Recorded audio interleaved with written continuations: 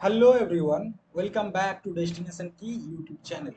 তোমরা জানো আমাদের অর্জুন ব্যাচের ক্লাস চলছে এবং আমরা সংবিধান দিয়ে শুরু করেছি।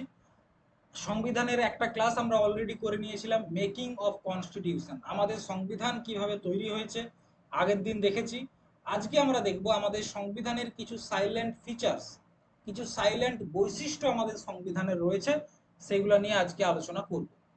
তার আগে আমি তোমাদেরকে বলে দিই, আমাদের সমস্ত ক্লাসের পিডিএফ পাবে আমাদের টেলিগ্রাম চ্যানেল রাহুল জিকে ক্লাসে, এবং আমাদের সমস্ত ক্লাসের আপডেট পাবে আমাদের Facebook page Rahul GK classes, সেখানে। আচ্ছা, আমরা যেসব ক্লাস এখানে করে থাকি সংবিধান, ইতিহাস, ভূগোল, স্ট্যাটিক জিকে এবং কারেন্ট অ্যাফেয়ার্স, এবং জিকের আরো অন্যান্য টপিকও আমরা এখানে আলোচনা করে থাকি। তোমরা যারা নতুন আজকের আমাদের ক্লাস দেখছো তারা অবশ্যই চ্যানেলটা সাবস্ক্রাইব করে রেখো, এবং ক্লাসটা যদি ভালো লাগে তাহলে বন্ধুদের সাথে শেয়ার করতে ভুলবে না। চলো শুরু করা যাক। দেখো, আমাদের সংবিধানের যে বৈশিষ্ট্যগুলো রয়েছে তার মধ্যে একটা বৈশিষ্ট্য হচ্ছে ভারতের সংবিধানটা সব থেকে লেন্দিয়েস্ট রিটেন কনস্টিটিউশন। আমাদের সব থেকে বড় লিখিত সংবিধান আমাদের কাছে রয়েছে। বিভিন্ন দেশ সংবিধান ব্যবহার করে। সংবিধানের প্রথম ব্যবহার শুরু করেছিল আমেরিকা। প্রথম সংবিধান ব্যবহার শুরু করে আমেরিকা। আমেরিকা যখন সংবিধান ব্যবহার করা শুরু করে, তাদের কাছে আর্টিকেল ছিল মাত্র 7টা। আর্টিকেল ছিল মাত্র 7টা, টোটাল 7টা আর্টিকেল ছিল। আচ্ছা, আরো অন্যান্য দেশের এক্সাম্পল আমরা যদি নিই, যেমন অস্ট্রেলিয়ার যদি আমরা এক্সাম্পল নিই, অস্ট্রেলিয়া, তাদের যে আর্টিকেল, তাদের যে সংবিধান রয়েছে সেখানে আর্টিকেলের সংখ্যা হচ্ছে 128টা। যদি কানাডার সংবিধান আমরা নিই সেখানে হচ্ছে 147। যদি চায়নার সংবিধান আমরা নিই সেখানে দেখব তাদের রয়েছে 138। কিন্তু যদি ভারতের সংবিধান আমরা আলোচনা করি তো সেখানে আমরা দেখতে পাবো আমাদের কাছে 395টা আর্টিকেল রয়েছে, মানে এদের দ্বিগুণ, দেড় গুণ আমরা বলতে পারি, দেড় গুণ দুগুণ বলতে পারি আমাদের কাছে রয়েছে 395টা। আমাদের 22টা পার্ট রয়েছিল সংবিধানে, 22টা পার্ট। আচ্ছা, পার্ট আর আর্টিকেল কি, সহজ ভাষায় মনে রাখো। পার্ট এবং আর্টিকেল যদি তোমাদেরকে বুঝতে হয়, আমরা যদি কোনো একটা বই পড়ি দেখবো আমাদের কি থাকে, টপিক থাকে। টপিক থাকে না? তো মনে করো আমাদের এই যে সংবিধানের পার্টগুলো রয়েছে এগুলো হচ্ছে এক একটা টপিক, এবং এরা একটা নির্দিষ্ট পেজের মধ্যে সীমাবদ্ধ থাকে। তো সেই আর্টিকেলগুলো হচ্ছে পেজ, ঠিক আছে। সে টপিক ছিল আমাদের 22টা, এবং 8টা ছিল তফসিল বা শিডিউল, ঠিক আছে। এটা ছিল মূল সংবিধান যখন গণপরিষদ প্রথম সংবিধানটা অ্যাডাপ্ট করে। তারপর বর্তমান দিনে এটাতে অনেক পরিবর্তন হয়েছে, সংবিধান সংশোধন হয়েছে, এবং আর্টিকেল হয়ে গেছে 448টা। কতগুলো? 448টা। পার্ট হয়ে গেছে 25টা, মানে টপিক ছিল 22টা হয়ে গেছে 25টা, এবং তফসিল হয়ে গেছে 12টা, মানে আরো দিনকে দিন আমাদের সংবিধানটা বড় হচ্ছে। আচ্ছা, 22 থেকে 25টা পার্ট হলো কি করে? আমাদের যে 22টা পার্ট ছিল, প্রথমত সেই 22টা পার্ট থেকে একটা পার্ট ডিলিট করা হয়, পার্ট নাম্বার 7, এটাকে ডিলিট করা হয়, ঠিক আছে, এটাকে ডিলিট করা হয়, এবং নতুন কিছু পার্ট অ্যাড করা হয়। সেগুলো হচ্ছে কি কি? পার্ট 4A, 9A, 9B এবং 14, ঠিক আছে। তাহলে নতুন কি কি পার্ট যুক্ত করা হলো? দেখো, একটা হচ্ছে article 4A, article 9A, sorry article বলছি, পার্ট পার্ট, ঠিক আছে, আমার ভুল, sorry sorry sorry, my mistake. চলো ঠিক করে দিচ্ছি, মোছা যায় না কেন এখানে? কি কি বললাম? একটা পার্ট হচ্ছে তোমার পার্ট 4A, এখানে কি রয়েছে? Fundamental duty. Part 9A, part 9B, বাংলাতে এগুলোকে ভাগ বলে, ঠিক আছে, এবং পার্ট 14A। যখন সংবিধান পড়বে তোমাদেরকে কিছু ইংরেজি টার্ম জানতেই হবে, ঠিক আছে। তো দেখো, তাহলে আমাদের প্রথমে ছিল 22টা, দিয়ে একটা ডিলিট করে হয়ে গেল 21টা, পরবর্তী ক্ষেত্রে 4টা অ্যাড করে বর্তমানে 25টা আমাদের পার্ট রয়েছে। এরপর সংবিধান দু ধরনের হতে পারে, একটা লিখিত সংবিধান হতে পারে, একটা অলিখিত সংবিধান হতে পারে। আমাদের কাছে কি রয়েছে? লিখিত সংবিধান। লিখিত সংবিধানের বৈশিষ্ট্য কি কি থাকে? সেটা থাকে সংকলিত এবং বিন্যস্ত পদ্ধতিভাবে। আমরা দেখব যে একটা টপিক রয়েছে, তার আন্ডারে কিছু রয়েছে, তারপর আরো একটা টপিক রয়েছে, তার আন্ডারে কিছু প্রভিশনস রয়েছে। এটাকে বলা হয় পদ্ধতিগতভাবে সংকলিত এবং বিন্যস্ত। আনুষ্ঠানিকভাবে গঠিত আমাদের সংবিধান তৈরি করার জন্য কি তৈরি করা হয়েছিল? গণপরিষদ। আগের দিন বলেছি গণপরিষদ। তো এই গণপরিষদ তৈরি করা হয়েছিল। এবং আমাদের সংবিধানটা সংশোধন করা যেমন যায়, কিন্তু খুব একটা সহজ নয়। যেমন এক্সাম্পল আমি ইন্ডিয়ার বললাম, আনরিটেন কনস্টিটিউশন, যেটা কাঠামোবদ্ধ নয়, যেটা কোনো আনুষ্ঠানিকভাবে লেখা নয় এবং সহজেই চেঞ্জ করা যায়, যেমন ব্রিটেনের সংবিধান। ঠিক আছে, এটা গেল 1 নাম্বার বৈশিষ্ট্য। এই যে দেখতে পাচ্ছ আমাদের 25টা পার্ট রয়েছে। 1 নাম্বারে কি রয়েছে? আর্টিকেল 1 থেকে 4 এর মধ্যে ইউনিয়ন এবং টেরিটরি। পার্ট 22-এ রয়েছে 395 থেকে শর্ট টাইটেল। ঠিক আছে, এগুলো পরে আলোচনা করবো, এগুলো জানা দরকার নেই। পরবর্তী বৈশিষ্ট্য কি রয়েছে? আমাদের সংবিধান আমাদেরকে কি দিয়েছে? Parliamentary government.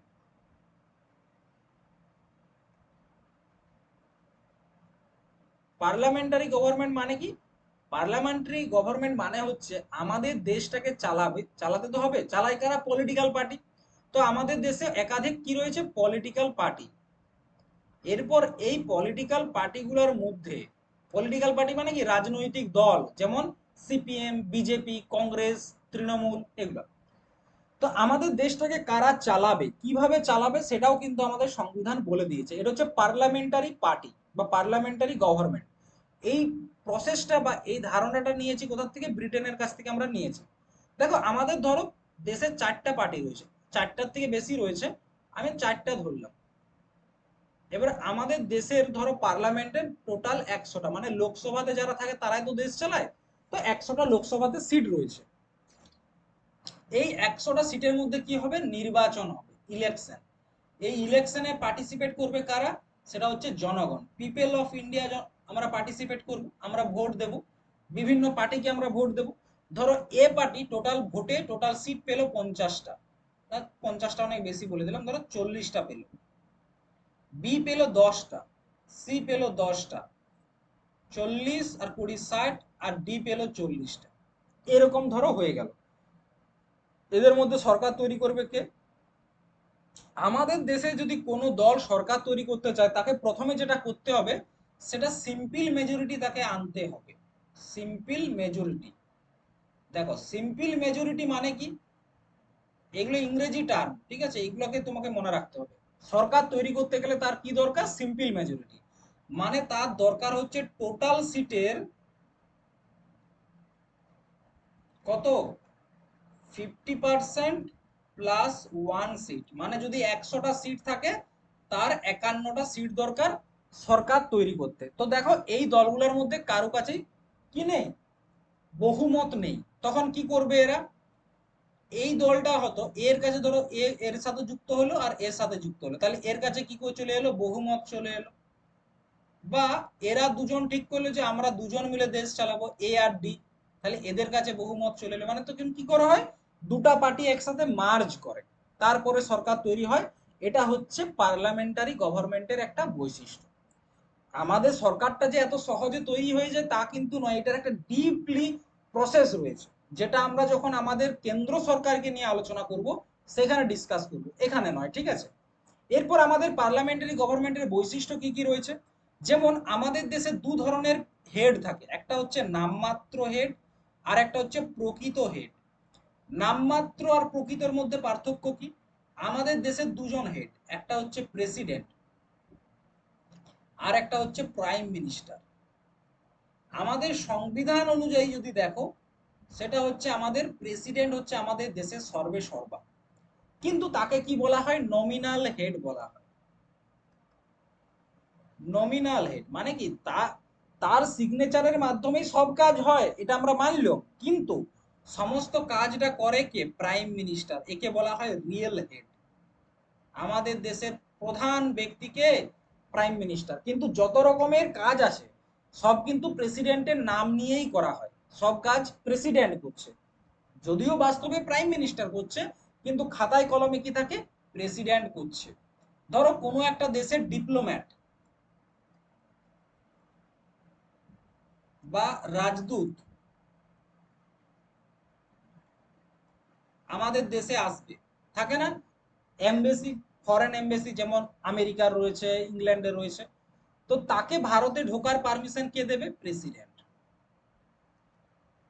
আমাদের দেশের কোনো রাজদূতকে যদি আমরা কোনো দেশে পাঠাই, কে পাঠাবে? প্রেসিডেন্ট। আমাদের দেশে কোনো একটা বিল আইনে রূপান্তরিত হবে, কে করবে? প্রেসিডেন্ট। কিন্তু বাস্তবিক করে কে? Prime minister. সংখ্যাগরিষ্ঠ দলের শাসন, আমি কি বললাম, যাদের কাছে মেজরিটি রয়েছে তারা শাসন করবে। নির্বাহী এবং আইনসভা সম্মিলিত দায়িত্ব, মানে কি আমাদের যে পার্লামেন্ট রয়েছে একে বলা হয় আইনসভা। পার্লামেন্টকে কি বলা হয়? আইনসভা। কারণ কি এখানে আমাদের আইন তৈরি হয়, এখানে আমাদের আইন তৈরি হয়। আর এক্সিকিউটিভ মানে হচ্ছে প্রেসিডেন্ট, যে পদটা রয়েছে। তো এরা কি করে? সম্মিলিতভাবে কাজ করে একসাথে। দেশটাকে চালায় প্রধানমন্ত্রী, রাজ্যগুলোর জন্য মুখ্যমন্ত্রী। এবং লোকসভা কি হয়? প্রত্যেক 5 বছর অন্তর, এভরি 5 ইয়ার্স লোকসভার বিলুপ্তি হয়। আমরা দেখবে প্রত্যেক 5 বছর অন্তর প্রধানমন্ত্রী নির্বাচন করার জন্য ভোট হয়, যেটাকে আমরা লোকসভার ভোট বলি। কারণ কি প্রত্যেক 5 বছর অন্তর লোকসভার যারা মেম্বার রয়েছে তাদের সদস্যতা পদ খারিজ হয়ে যায়, তাদেরকে আবার জনগণের দরবারে আসতে হয়। জনগণ যদি তাদেরকে জেতায় তবে তারা আবার আমাদের পার্লামেন্টে যায়। দেখবে মুখ্যমন্ত্রী আমাদের শুভেন্দু অধিকারী কিছুদিন আগে একটা বক্তৃতা বলছে যে আমাদের কাছে হিউজ ম্যান্ডেট রয়েছে, আগামী 5 বছর আমাদের ভাবার কোনো কারণ নেই। মানে কি 5 বছর এখন তারা দেশ চালাবে, সরি আমাদের রাজ্যটাকে চালাবে। ঠিক আছে। এরপর আরেকটা প্রশ্ন আসে, আরেকটা বৈশিষ্ট্য হচ্ছে যে আমাদের দেশটা কি রকম। দেশ দুই ধরনের হয়, একটা ইউনিয়ন আর একটা হচ্ছে ফেডারাল। তো সংবিধানের ভাষায় হচ্ছে আমাদের দেশটা ইউনিয়ন, কিন্তু বাস্তবিকে যদি আমরা দেখি তো আমরা দেখব এটা হচ্ছে ইউনিয়ন এবং ফেডারালের একটা মিক্সড। ঠিক আছে। দেখো ইউনিয়ন যেগুলো ইউনিটারি গভর্নমেন্ট থাকে তাদের একটা বৈশিষ্ট্য কি, যে তাদের একটা নিজস্ব একক সংবিধান থাকে। আমাদের দেশের নিজস্ব একক সংবিধান রয়েছে। তাদের একক নাগরিকত্ব থাকে। একক নাগরিকত্ব মানে কি, আমরা প্রত্যেকে কোথাকার নাগরিক? ভারতের নাগরিক।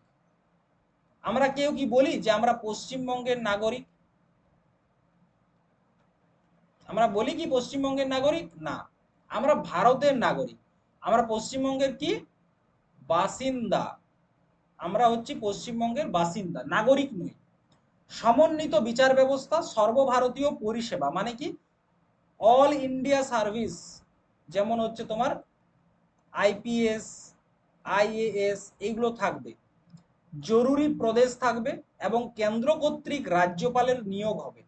আমাদের যে গভর্নর রয়েছে প্রত্যেকটা রাজ্যের দেখবে একজন করে রাজ্যপাল রয়েছে, তাকে নিয়োগ করে কি? আমাদের কেন্দ্র সরকার। ফেডারেল গভর্নমেন্টের বৈশিষ্ট্য কি? তাদের একটা লিখিত সংবিধান থাকবে, আমাদের আছে। সংবিধান শ্রেষ্ঠ থাকবে, আমাদের কাছে সংবিধানই শ্রেষ্ঠ। সংবিধানের অনমনীয়তা, মানে আমাদের সংবিধানটাকে সহজে চেঞ্জ করা যায় না। বিচার বিভাগ স্বাধীন, সুপ্রিম কোর্ট রয়েছে, হাইকোর্ট রয়েছে স্বাধীন। দ্বিকক্ষ ব্যবস্থা অবশ্যই আমাদের রয়েছে, আমাদের লোকসভা এবং রাজ্যসভা দুটোই রয়েছে। এটা হচ্ছে ফেডারেল গভর্নমেন্টের বৈশিষ্ট্য। এবং দ্বৈত সরকার, আমরা জানি আমাদের সেন্ট্রালের গভর্নমেন্ট রয়েছে একটা, আর একটা প্রত্যেকটা রাজ্যের গভর্নমেন্ট রয়েছে। তার মানে কি আমাদের কাছে যদি দেখি যে ইউনিটারি ফিচার্সও রয়েছে আবার ফেডারাল ফিচার্সও রয়েছে। তার জন্য আমাদের দেশটা কি রকম এই বিষয়ে বিভিন্ন ব্যক্তি বিভিন্ন মন্তব্য করেছে।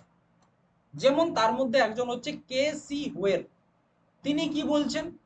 তিনি বলছেন যে আমাদের দেশটা হচ্ছে কোয়াসি ফেডারাল। কোয়াসি ফেডারাল মানে কি, যে আমাদের মধ্যে ফেডারাল কান্ট্রি এবং ইউনিটারি কান্ট্রি দুটার বৈশিষ্ট্যই রয়েছে, কিন্তু আমরা ইউনিটারির দিকে বেশি ঝুঁকে আছি। কিসের দিকে বেশি ঝুঁকে আছি? ইউনিটারির দিকে ঝুঁকে আছি। গ্র্যাভলিন অস্টিন তিনি কি বলছেন? Cooperative federalism. আমাদের দেশটা কি রকম? Cooperative federalism. তার মানে কি সেন্টার এবং স্টেট, আমাদের কেন্দ্র সরকার এবং রাজ্য সরকার, তারা একসাথে কাজ করে কিসের জন্য? ডেভেলপমেন্টের জন্য, গভর্নেন্সের জন্য। আর এভর জেনিংস কি বলেছে? এভর জেনিংস বলেছে যে আমাদের দেশটা হচ্ছে federation with a strong centralising tendency. মানে কি আমাদের দেশটা হচ্ছে ফেডারাল দেশ, কিন্তু আমাদের যে সেন্টার সেটা হচ্ছে মোর পাওয়ারফুল। আমাদের সেন্টারটা হচ্ছে বেশি পাওয়ারফুল। ঠিক আছে, বিভিন্ন ব্যক্তি বিভিন্ন মন্তব্য করেছে। তো আমাদের দেশের যে সরকার সেটা একাধিক স্তরে চলে, একজনেই আমাদের দেশটাকে চালায় না, বিভিন্ন স্তর রয়েছে। যেমন আমাদের সবার উপরে রয়েছে কেন্দ্র সরকার, আমাদের দেশটাকে সবার উপরে কে চালায়? কেন্দ্র সরকার। তারপরে রয়েছে রাজ্য সরকার, এবং রাজ্য সরকারের আন্ডারে রয়েছে আমাদের লোকাল বডিজ। লোকাল বডিজ বলতে কোনগুলোকে বোঝাচ্ছে? আমাদের পঞ্চায়েত, আমাদের মিউনিসিপালিটি, এটা হচ্ছে কি? এটা হচ্ছে লোকাল বডিজ। তাহলে আমাদের দেশের দেখো শাসন ব্যবস্থাটা চালনা করার জন্য অনেকগুলো লেয়ার আমাদের মধ্যে রয়েছে। সেন্ট্রাল গভর্নমেন্ট রয়েছে, কেন্দ্র সরকার, স্টেট গভর্নমেন্ট রয়েছে, রাজ্য সরকার, লোকাল বডিজ রয়েছে নিজের ছোট ছোট এলাকাগুলো দেখাশোনা করার জন্য। ঠিক আছে, আচ্ছা, এটা হলো। আচ্ছা, আমাদের দেশকে নিয়ে আরো কিছু বক্তব্য তোমরা পাবে, যেমন ডি ডি বাসু, তিনি কি বলেছে? যে আমাদের দেশটা না তো পিওরলি ফেডারেল, না তো purely unitary, but a combination of both, দুটারই কম্বিনেশন। আর মরিস জোন্স কি বলেছে? বার্গেনিং ফেডারালিজম, তার মানে কি সেন্টার এবং স্টেট কি করে ক্ষমতাটাকে অ্যাডজাস্ট করে। তো পরীক্ষায় সব থেকে বেশি কোয়েশ্চেন আসে এই কেসি হোয়ারের উক্তিটা থেকে। পরীক্ষায় প্রশ্ন চলে আসবে যে ভারতের ফেডারালিজমকে কোয়াসি ফেডারাল স্টেট কে বলেছে? ভারতকে, কোশ্চেনটা তোমরা কি পাবে? কোশ্চেনটা তোমরা পাবে ভারতকে কোয়াসি ফেডারাল দেশ বা স্টেট কে বলেছে, সেটা মনে রাখবে, কে সি ওয়ের তিনি বলেছেন। ঠিক আছে, এটা একটা কোশ্চেন। তারপর দেখো আমাদের দেশের যে ক্ষমতা সেটা কারো কাছে একাই নেই, যে আমাদের কেন্দ্র সরকারের কাছে সব ক্ষমতা আছে তা কিন্তু নেই, আবার আমাদের যে আইন ব্যবস্থা তার কাছে যে সব ক্ষমতা আছে তাও কিন্তু নয়। আমাদের ক্ষমতাটা তিন ভাগে ভাগ হয়, একটাকে বলা হয় লেজিসলেটিভ, একটাকে বলা হয় এক্সিকিউটিভ, আর একটাকে বলা হয় জুডিশিয়ারি। লেজিসলেটিভ মানে কি? লেজিসলেটিভ মানে হচ্ছে আমাদের ধরো পার্লামেন্ট যদি দেখি, আর স্টেটের ক্ষেত্রে রয়েছে বিধানসভা,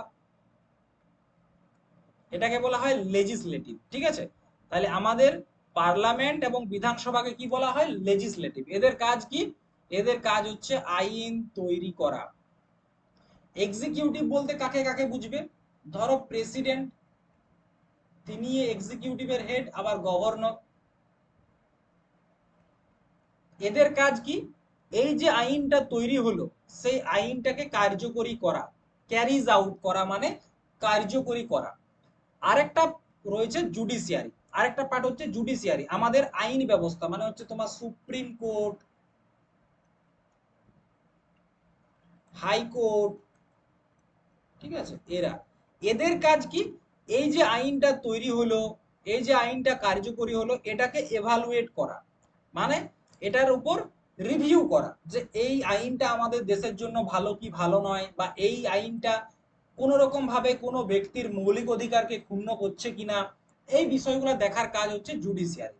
তাহলে আমাদের সংবিধানের আর একটা বৈশিষ্ট্য হচ্ছে কি?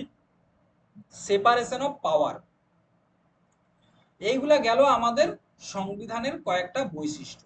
এরপর দেখো আমরা এখানে বললাম যে আমাদের সংবিধানের মূল 8টা তফসিল ছিল, এই তফসিলগুলোকে নিয়ে আলোচনা করব। ঠিক আছে, এরপর আমরা এই তফসিলগুলোকে নিয়ে আলোচনা করব। আমাদের টোটাল প্রথমে 8টা ছিল, এখন 12টা হয়েছে। ঠিক আছে, আমাদের যদি শিডিউলের কথা বলি, প্রথমে ছিল 8টা, এখন হয়েছে 12টা। এবার 8টার থেকে 12টা তো করব বললেই করে দেওয়া যায় না, তার জন্য কি করতে হয়? সংবিধান সংশোধন করতে হয়। সংবিধান সংশোধন মানে সংবিধানে চেঞ্জ করতে হয়। ঠিক আছে, তো আমাদের কাছে টোটাল বর্তমানে 12টা শিডিউল রয়েছে বা তফসিল রয়েছে। এইগুলাকে মনে রাখার জন্য আমাদের কাছে একটা ট্রিক আছে, যে ট্রিকটাকে বলা হয় কি? সেই ট্রিকটার নাম হচ্ছে, দেখো এখানে রয়েছে, লাস্টের দিকে রয়েছে ট্রিকটা, tears of old PM. Tears of old PM, আমাদের যে শিডিউল 12টা রয়েছে, 12টা মনে রাখার একটা trick, tears of old PM, বৃদ্ধ প্রধানমন্ত্রীর চোখের জল। কিন্তু প্রথমেই এই ট্রিকটা বোঝার তোমাদের দরকার নেই। প্রথমে প্রত্যেকটা শিডিউলকে, প্রত্যেকটা তফসিলকে একে একে বোঝো। যেমন প্রথমে হচ্ছে আমাদের শিডিউল নাম্বার 1। শিডিউল নাম্বার 1-এ কি বলছে? Name of the state and union territories and their extent. তার মানে কি? শিডিউল 1-এ আমাদের যে রাজ্যগুলা রয়েছে, আমাদের যে কেন্দ্রশাসিত অঞ্চল রয়েছে এবং তাদের যে এরিয়া রয়েছে, সেই বিষয়টা নিয়ে আলোচনা করা রয়েছে 1 নাম্বার শিডিউলে। এই বিষয়টায় আবার আমাদের সংবিধানের আর্টিকেল 1 থেকে 4-এ দেখবে আলোচনা করা রয়েছে। ঠিক আছে, দুটো জিনিস মনে রাখবে। 1 নাম্বার শিডিউলে কি আলোচনা করা হয়েছে? ইউনিয়ন টেরিটরিজ এবং আমাদের স্টেটের যে নাম, আমাদের প্রত্যেকটা রাজ্যের নাম, প্রত্যেকটা কেন্দ্রশাসিত অঞ্চলের নাম, তাদের এলাকা, এই বিষয়টা 1 নাম্বার শিডিউলে লেখা রয়েছে, যে কতটা করে তাদের এলাকা। এই সেম বিষয় লেখা রয়েছে আমাদের আর্টিকেল 1 থেকে 4-এ। Article number 2, schedule number 2, second schedule, এখানে কি বলছে? প্রভিশন রিলেটেড টু এমুলমেন্টস এবং অ্যালাওয়েন্স। এটা সহজ ভাষায় মনে রাখবে, বেতন। আমাদের যে বিভিন্ন সাংবিধানিক পদে বিভিন্ন ব্যক্তি থাকে, তাদেরকে তো বেতন দিতে হয়। তো কাকে কত বেতন দেওয়া হবে সেই বিষয়টা লেখা রয়েছে শিডিউল 2। যেমন এখানে কাদেরকে অ্যাড করা হয়েছে? প্রেসিডেন্ট, ভাইস প্রেসিডেন্ট, রাজ্যপাল, speaker, deputy speaker, chairman, deputy chairman, জাজ, সিএজি। ঠিক আছে, এদেরকে অ্যাড করা হয়েছে।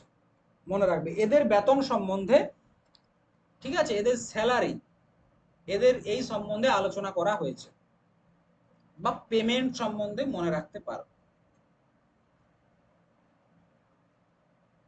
এই যে এমুলমেন্টস মানে হচ্ছে কি? বেতন। তারপর হচ্ছে 3 নাম্বার শিডিউল, এখানে কি আলোচনা করা রয়েছে? Oath and affirmation. যে কোনো ব্যক্তি যদি কোনো সরকারি পদে যায়, তাকে কি করতে হয়? শপথ গ্রহণ করতে হয়। মানে তুমি যদি কোনোদিন এমপি হও, তোমাকে শপথ গ্রহণ করতে হবে। তুমি যদি এমএলএ হও, শপথ গ্রহণ করতে হবে। তুমি যদি প্রেসিডেন্ট হও, তোমাকে শপথ গ্রহণ করতে হবে। তুমি যদি জাজ হও, high court, supreme court, district court, তোমাকে শপথ গ্রহণ করতেই হবে। তো কোন ব্যক্তি কি শপথ গ্রহণ করবে?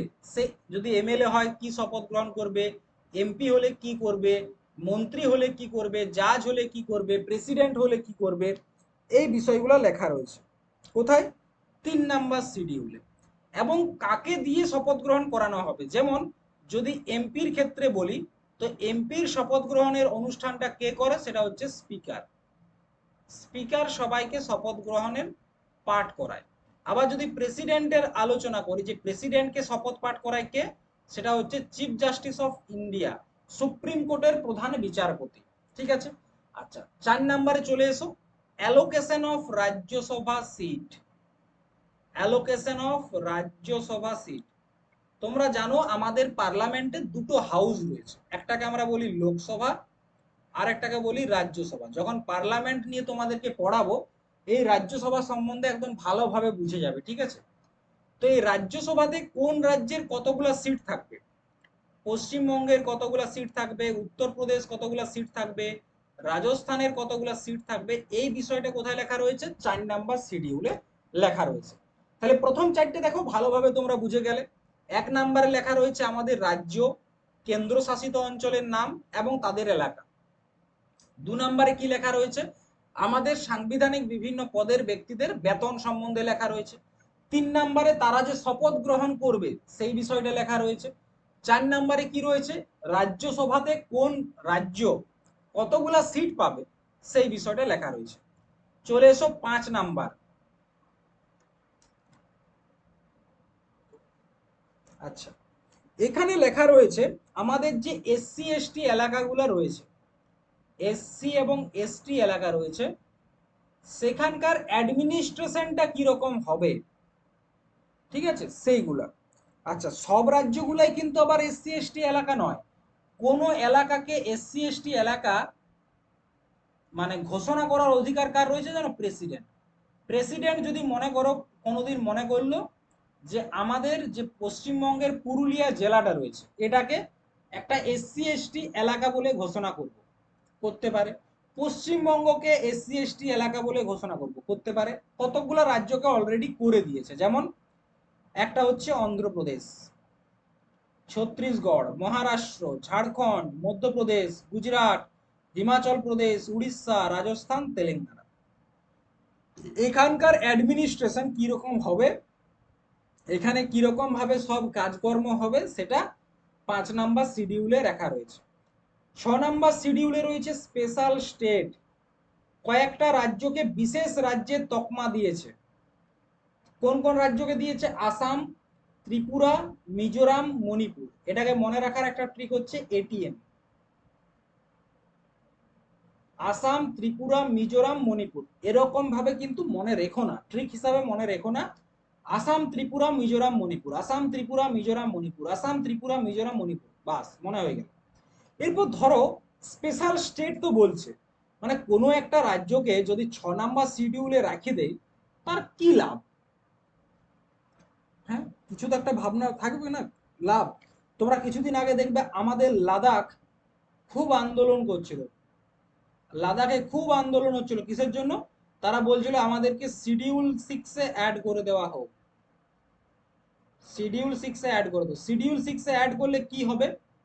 তাদের একটা অটোনোমাস ডিস্ট্রিক্ট কাউন্সিল থাকবে, এবং এই ডিস্ট্রিক্ট কাউন্সিলের কিছু ক্ষমতা থাকবে, কিছু আইন কানুন বানানোর ক্ষমতা, মানে একদম কম মাত্রায়, ঠিক আছে?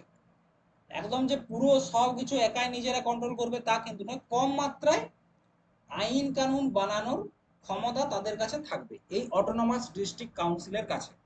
যেমন তারা তাদের কালচারকে বাঁচানোর জন্য, মনে করো এখনকার দিনে সিংহকে হত্যা করা বা বাঘ হত্যা করা একটা আইনত অপরাধ, আমরা প্রত্যেকে জানি। কিন্তু ধরো তুমি এমন একটা এলাকায় বাস করো যেখানে যদি কোনো পুরুষ বিয়ে করতে যায়, তাকে একটা বাঘ মেরে প্রমাণ করতে হবে যে সে পুরুষ, এটা ধরো সেখানকার একটা কালচার। যদি সেই রাজ্যটা, ধরো আমি রাজ্যটার নাম দিলাম পশ্চিমবঙ্গ, পশ্চিমবঙ্গ যদি এখানকার একটা ট্রেডিশন হয় যে এখানকার যারা মেল, তারা বিয়ে করতে গেলে মিনিমাম একটা বাঘকে হত্যা করতে হবে, এটা হচ্ছে এদের এখানকার ট্রেডিশন। এরকম অনেক জায়গায় রয়েছে ট্রেডিশন। যদি পশ্চিমবঙ্গ শিডিউল 6-এর মধ্যে হয়, তাহলে তারা কি করতে পারবে? তারা তাদের এই কালচারটাকে কন্টিনিউ করতে পারবে। কিন্তু তারা যদি শিডিউল 6-এর আন্ডারে না থাকে, তাহলে এটা হবে আইনত অপরাধ, এটা তারা করতে পারবে না, ঠিক আছে? তো শিডিউল 6-এর মধ্যে থাকলে তারা এই সুযোগ সুবিধাগুলো পায়, ঠিক আছে? তাছাড়া আরো ছোটখাটো কিছু বিষয় তারা করতে পারে, যেমন নিজেদের নদী, সেখানকার কিছু নদী বা এলাকা, জমি, এসব বিষয় নিয়েও তারা করতে পারে, ঠিক আছে? যেমন নদী, তাদের সেখানে খনন, ধরো কোনো একটা এলাকাতে খনন হচ্ছে, সেটা শিডিউল 6-এর মধ্যে পড়ছে, এগুলোকে কন্ট্রোল করতে পারবে কে? এই অটোনমাস ডিস্ট্রিক্ট কাউন্সিল, ঠিক আছে? এটা গেল শিডিউল 6। শিডিউল 7, এখানে রয়েছে ডিস্ট্রিবিউশন অফ পাওয়ার। তোমরা জানো আমাদের দেশের 3টা লেয়ার তোমরা দেখলে, একটা সেন্ট্রাল গভর্নমেন্ট, একটা স্টেট গভর্নমেন্ট, আর একটা হচ্ছে লোকাল বডিজ। এই সেন্ট্রাল গভর্নমেন্ট এবং স্টেট গভর্নমেন্টের মধ্যে আমাদের দেশের ক্ষমতাটাকে ভাগ করে দেওয়া হয়েছে। কোথায়? শিডিউল 7-এ কি করেছে? ক্ষমতাটাকে ভাগ করেছে। তো আমাদের দেশের যে ক্ষমতা রয়েছে, সেই ক্ষমতাটাকে 3 ভাগে ভাগ করেছে। একটাকে বলা হচ্ছে ইউনিয়ন লিস্ট। ক্ষমতার ভাগ কি রকম করে হয়? ক্ষমতার ভাগ তখনই হয় যখন কোনো একটা বিষয়ে আইন তৈরি করার ক্ষমতা পাওয়া যায়, আইন তৈরি করার ক্ষমতা পাওয়া যায়। যদি তোমার কাছে আইন তৈরি করার ক্ষমতা থাকে, মানে তোমার কাছে একটা ক্ষমতা আছে। তো সেইগুলাই করা হয়েছে। কি করা হয়েছে? 3টা লিস্ট তৈরি করা হয়েছে। একটা লিস্টের নাম দিয়েছে ইউনিয়ন লিস্ট, একটা লিস্টের নাম দিয়েছে স্টেট লিস্ট, আরেকটা লিস্টের নাম দিয়েছে কনকারেন্ট লিস্ট, কনকারেন্ট লিস্ট, ঠিক আছে? এরকম 3টা লিস্ট করেছে। এই লিস্টে কিছু বিষয় রেখেছে, এই লিস্টে কিছু বিষয় রেখেছে, এই লিস্টে কিছু বিষয় রেখেছে। এই লিস্টে মানে ইউনিয়ন লিস্টে যে বিষয়গুলো আছে, এই বিষয়ে যে কোনো ডিসিশন নেওয়ার ক্ষমতা কার রয়েছে? কেন্দ্র সরকারের। স্টেট লিস্টে যে বিষয়গুলো থাকবে এই বিষয়ে যে কোনো ডিসিশন নেওয়ার ক্ষমতা কার থাকবে? রাজ্য সরকারের। আর এই কনকারেন্ট লিস্টে যে বিষয়গুলো থাকবে সেই বিষয়গুলো নিয়ে ডিসিশন নেওয়ার ক্ষমতা কার থাকবে? স্টেট এবং কেন্দ্র দুজনকার। এই যে কনকারেন্ট লিস্ট, এই ধারণাটা আমরা নিয়েছি অস্ট্রেলিয়ার কাছ থেকে। আমরা যখন এই সংবিধান তৈরি করেছি বিভিন্ন দেশ থেকে বিভিন্ন জিনিস নিয়েছি, তো এই কনকারেন্ট লিস্টের ধারণাটাও নিয়েছি অস্ট্রেলিয়ার কাছে। তো যখন আমাদের সংবিধান তৈরি হয়েছিল তখন ইউনিয়ন লিস্টে টোটাল 97 সাবজেক্ট ছিল, মানে ইউনিয়নের কাছে 97টা বিষয় ছিল আইন তৈরি করার জন্য, স্টেটের কাছে ছিল 66 এবং কনকারেন্ট লিস্টে ছিল 47।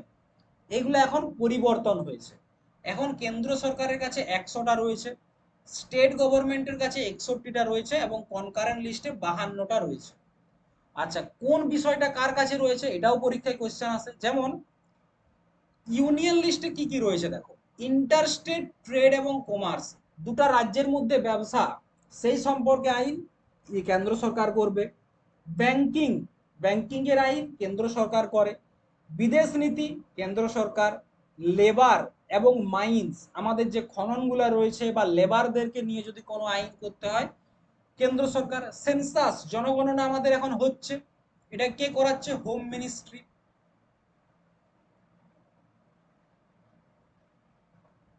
এটা কার দরকার? আমাদের ইউনিয়নের ক্ষমতা। ডিফেন্স, আমাদের আর্মি নেভি এয়ারফোর্স সব কার আন্ডারে রয়েছে? কেন্দ্র সরকার। আর্মস অ্যান্ড অ্যামুনেশন, আমাদের যদি হাতিয়ার সম্বন্ধে কোনো আইন আনতে হয় কে নিয়ে আসবে? কেন্দ্র সরকার। অ্যাটমিক এনার্জি, আমাদের পরমাণু শক্তি নিয়ে কেন্দ্র সরকার। নাগরিকত্ব কেন্দ্র সরকার। আমাদের এয়ারওয়েজ, মানে আমরা যে এরোপ্লেন টেরোপ্লেন যেগুলো রয়েছে এগুলো হচ্ছে কেন্দ্র সরকার। এগুলো গেল কেন্দ্র সরকার বা ইউনিয়নের কাছে। রাজ্যের কাছে কি কি রয়েছে? রাজ্যের কাছে রয়েছে পুলিশ, প্রত্যেকটা রাজ্যের পুলিশ কিরকম ভাবে কাজ করবে তাদের রয়েছে। পাবলিক অর্ডার, আমাদের যে দাঙ্গা ফাসাদ হচ্ছে প্রত্যেকটা রাজ্যে কে কন্ট্রোল করবে? স্টেট।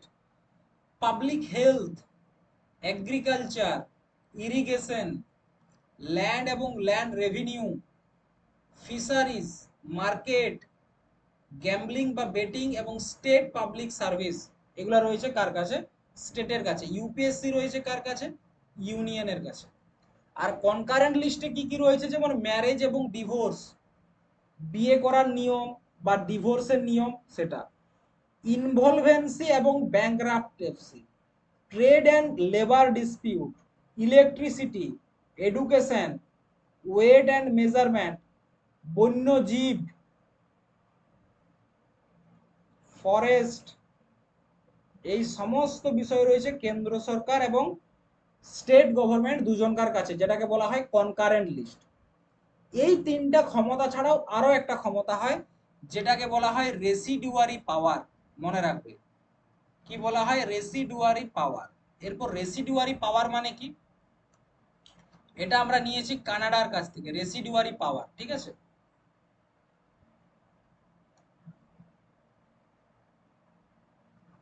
আরে বাপরে।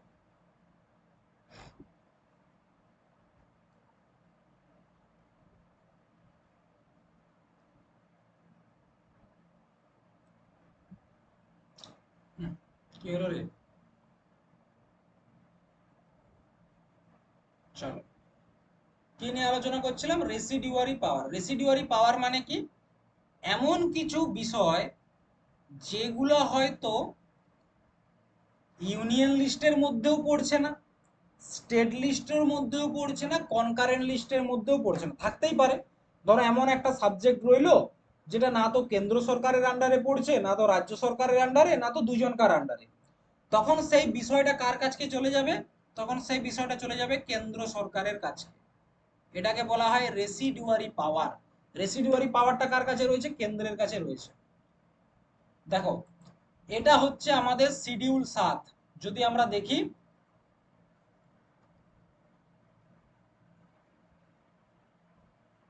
এটা হচ্ছে আমাদের শিডিউল 7, দেখতে পাচ্ছ? এটা হচ্ছে আমাদের অরিজিনাল সংবিধান। এই শিডিউল 7 নিয়ে আলোচনা কোথায় হয়েছে জানো? আচ্ছা,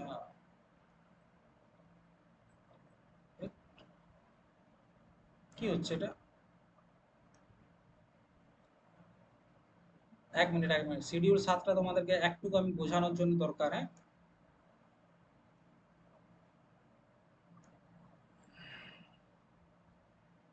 আচ্ছা এটাকে মনে হচ্ছে আগে এই করতে হবে। 1 মিনিট দাঁড়াও। চলো শিডিউল 7টা নিয়ে দেখো, শিডিউল 7টা একটু বোঝার আছে। শিডিউল 7 এই বিষয়টা নিয়ে আলোচনা আমরা দেখতে পাবো আমাদের article number 246 distribution of power. এখানে কি বললাম, তিনটা ক্ষমতা, একটা হচ্ছে ইউনিয়ন লিস্ট, একটা স্টেট লিস্ট, আর একটা হচ্ছে কনকারেন্ট লিস্ট। এই পিডিএফটা আমরা কোথা থেকে পেয়েছি? মিনিস্ট্রি অফ এক্সটার্নাল অ্যাফেয়ার্স, ঠিক আছে, এখান থেকে পেয়েছি। দেখো ইউনিয়ন লিস্ট বলেছে, এটা হচ্ছে প্রথম, দেখো ইউনিয়ন লিস্ট নিয়ে বলেছে এখানে 100টা বিষয়ে আলোচনা করা রয়েছে। যেমন প্রথমে হচ্ছে defence, Naval defence, military, air force, ঠিক আছে। 2 নম্বরে হয়ে গেল। 3 নম্বরে হচ্ছে delimitation of cantonment areas, local self government in such areas, মানে যেখানে আমাদের যারা আর্মি যেসব এরিয়া রয়েছে সেগুলা, ঠিক আছে।